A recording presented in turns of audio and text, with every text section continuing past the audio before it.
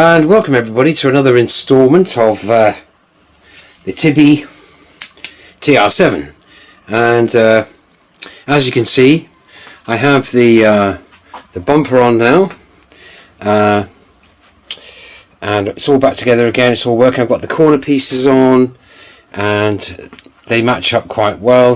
Tiny bit of scuff there, as you can see on the corner piece. What are you gonna do, eh? I don't know. And these rubbers I've sort of got in situ here just to make them try and stick, because they usually bow up on this, and you can see them all sort of wrinkle. So I've sort of used the soft glue in place to try and, they're a bit wavy there, but these are going to stay in, and the lenses do come out. I somehow have misplaced the indicator amber filters which sit in here, so I'm going to have to do something about that. They're probably in here somewhere, but I cleaned all these shelves off. I cleaned them all off, thinking that the amber light reflectors will actually appear. They haven't appeared as yet. I haven't looked inside my bag, my doo-wop bag there. I will do that, but I did have them here, along with the other bits, and I've got some other bits up there. So to put it on, I've cleaned up the trim which sits in here, as you can see along and around here. I've got some new pop rivets coming to actually put into the frame, so that's the finishing trim which will go on. One thing I did say I was going to do was to bleed the clutch. When I did that, I put in new clutch fluid. I took it for a drive, and I still wasn't happy.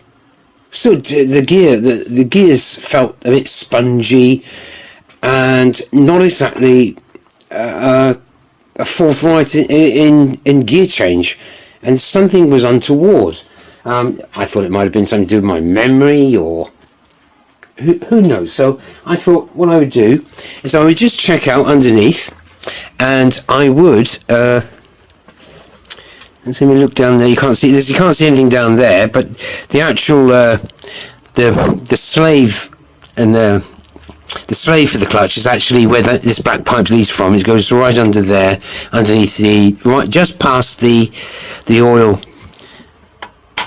filter housing there. So what I tried to work out was that it looked, there was no leaks under there or anything with fluid, and as you saw in one of the previous videos, the master cylinder was full. But what I found, and here are the two of the culprits here, on the back of the gearbox where the mechanism is for the gear stick, it's called the remote assembly, and as you can see there, I've got there's some rubber bushes on these screws here which have completely perished. I use that word, and it means perished. There's 8 of these in there, and I've just taken 2 out because the gear stick itself was, I could lift it up and down and wobble, but when I had all the plating and everything, it didn't seem so bad. But I think what's actually happening is it's giving before I'm actually selecting the gear. So when I think I'm in, I'm actually not, and I have to push that bit further, and it felt a bit spongy, if that's the right word to use. And I'll show you here. There's a bit more light here, so it's not too bad. So I've taken off the center gear stick gaiter and the surrounding plates, and what you'll see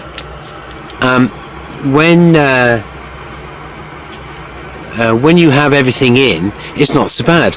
But look what can happen. Look at this.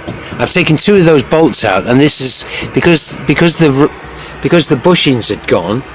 She was wibbling around like this, and you could lift her up and down, but it was hitting the plate which secures this in position. But there was some lateral movement there, and it's hard to tell, because when you're doing it, you come up some resistance, and the gear stick will actually move in its pivot point, and you've obviously got these 2 springs here and the adjustable nuts up and down. They don't look even either, so I'll have to sort those out. But I need to get the bushes back in first, and there's 2 at the back, 2 on the side, 2 down below, and there's 8 altogether. And I've just spoken to Rob Sport, one, to let them know I've got the bumper, I've fettled it all to get it on, and you would be surprised how much work went into getting that bumper on the front bumper. Literally it took me about 9 hours over 2 days to get it done. So it's on, and it's all I'm sure I did the video for that, but this is this is probably the reason why I was never happy with the gear change, and thinking I may have needed to bleed the clutch. It doesn't hurt bleeding the clutch. I've changed the fluid, as you know, it's just always a good thing. And yeah, so the I should get the bushes. I might just give you a look underneath if you're interested, just to show you where I first took the first two off. Bear with me whilst I have the car on my. Let's have a look. I've got the car on the low profile trolley jack, and I've got an axle stand there, as belts and braces, and obviously I've chocked the back wheels, both back wheels, with the small little orange chock. So she's not going anywhere soon, and I'll just take a ride underneath to see if you can see it. Let's take you underneath to give you a show of what it is. Yeah, so underneath the car, I'm just trying to protect the camera as best as I can. Now, there's the shiny new centerpiece exhaust. Lovely, yes, with a heat shield on it. And here's the gearbox underneath. She's quite a beast, isn't she? And there's the slave cylinder there, with the bleed point on the front, and that's the oil filter housing there. This is quite an old type of system. This let's get it on there. As people would know, it's where am I? There it is. This one here. Let's put the other spotlight on it there. That's not very good, is it? So you have to drain the oil, retract that, and the filter sits inside that housing. You can get spin-on adapters for it, but you know, it's like one of those things. I like the fact that it is like that, and that it's a bit quirky. Makes for more work, but you know, it's original. So onto the gearbox. Now let's come back a bit, and you might see up here some daylight. I'm going to just pull the screen around so I can see what it is I'm looking at. Can you see the daylight there? That's going through the gearbox gator, where the gator sits. Now, the two bolts I'm on about are these two here. That you can see they're out at the moment. There's one there. There's one up the top there. One on the other side, or two on the other side, and I think there's other ones around here. So, as you can see, it looks a bit wet, and there's a lot of grease inside there, obviously, to make the remote mechanism function. So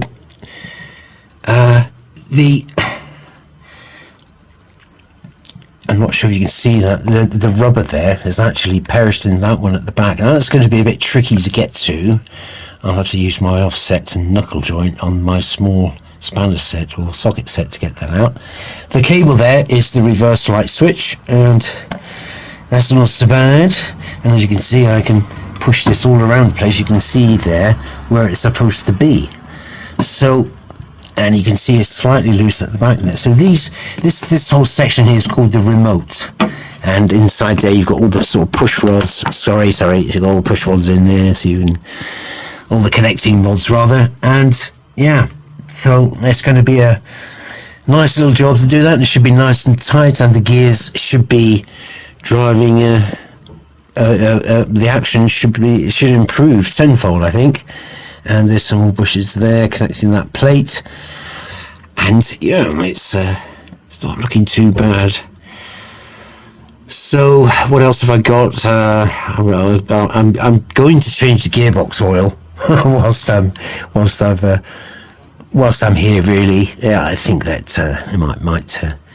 But at the back here, you can see the oil seal there with the prop shaft is coming out. That is absolutely dry as a bone. That, I mean, it looks in really good condition. So it's always worthwhile putting underneath to have a look. And yeah. Oh, and also talking to Rob Sport, they recommended that I buy the polyurethane, because they reckon the modern rubbers, they're not allowed to put certain chemicals in and they'll never last. So that's a fair point. So, you know, there's going to be all polyurethaned up for the remote bushing for the gearbox. So there we are. Let's try and come out.